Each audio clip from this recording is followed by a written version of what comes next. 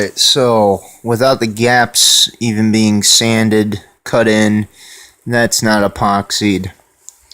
With our leftover pieces of rail that we took out,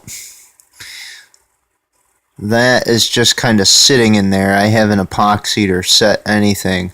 But my friends, does that look like a switch or does that look like a switch?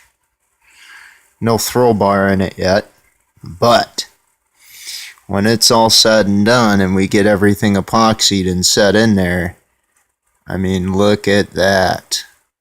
For 2 pieces of track that cost less than 75 cents a piece, you can make your own homemade switches for $1.50 a pop. Doesn't get any better than that, and I'm almost done. All I have to do is epoxy in the frog, which I am not even going to bother basically insulating. There's almost no point to it because the wheels are never going to touch that point. For the guards on this portion, I can epoxy over those to where they are insulated from the wheels, and the same for this side. And these are just going to bend to go into contact.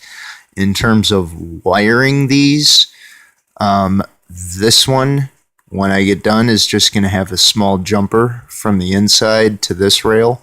And this one will have a small jumper from in here to this rail.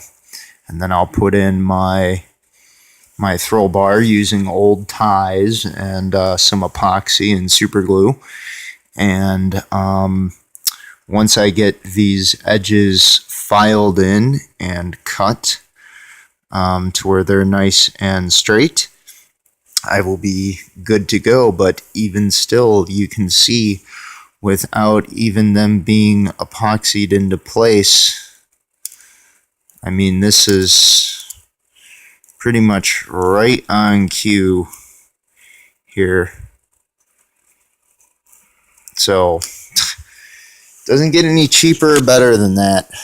I don't care if you buy your own homemade materials and solder on the PC and whatnot, and buy all the rail and whatnot. Just by using what you can already buy for cheap, you can make your own homemade switches.